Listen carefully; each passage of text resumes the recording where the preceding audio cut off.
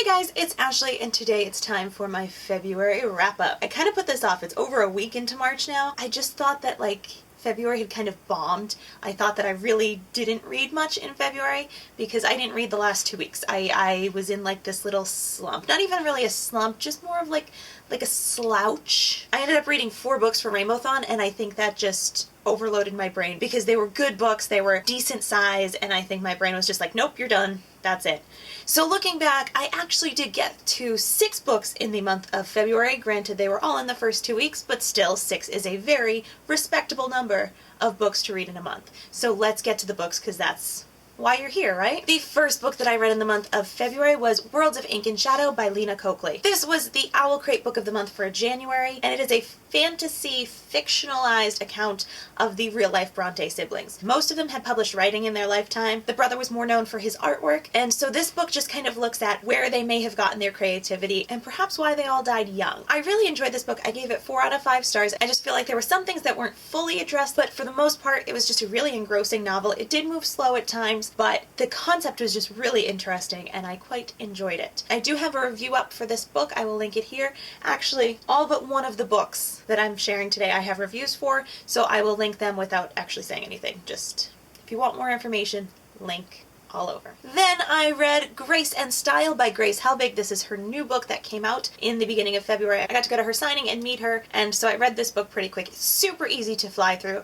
It's just some style tips, sort of, but like a Grace Helbig style tip guide. One of my favorite things in this book is the Sweatpant Diaries, which is literally the diary entries of a pair of sweatpants. It was so creative and just really ridiculous, and I really enjoyed it. But yes, if you like Grace Helbig, you'll probably like this book. If you're looking for an actual style book, probably not this book.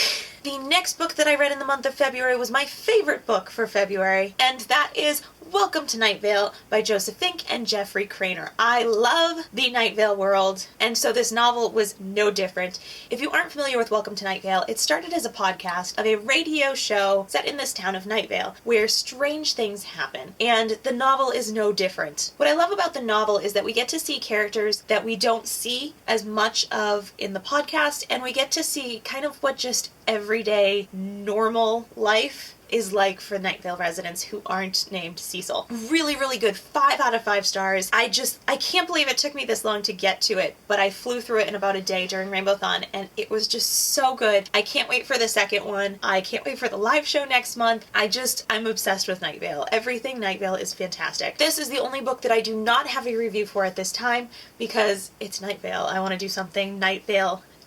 So that is coming hopefully in the next few weeks. I'm just trying to finalize ideas for it. But yes, if you like Night Vale, you will absolutely love this book. If you have not listened to the Night Vale podcast, I don't recommend starting with the book. I recommend starting with the podcast because there's just things that will get confusing and some minor spoilers. I think if you listen to the podcast first, it gives you a base to understand the world of Night Vale that is in this book that they kind of just assume you know. Next, I read Steve Jobs Insanely Great by Jesse Hartland. This is a graphic biography of the life of Steve Jobs. It is just a really quick overview of his life from childhood to computer mogul. If you just want a quick snapshot of his life, I would check this out. If you want something in depth, this is not the book for that. Really focuses on the technology. But it was really interesting. I believe I gave it 4 out of 5 stars, maybe 3.5. A really good quick look. I enjoyed the artwork and getting to see all these glimpses of past technology. Every decade they would have a different spread of what came out that year. So it was just a fun thing in that sense. Nothing super special, nothing super bad, just a solid graphic biography of Steve Jobs. The last full-length novel that I read in the month of February was Landline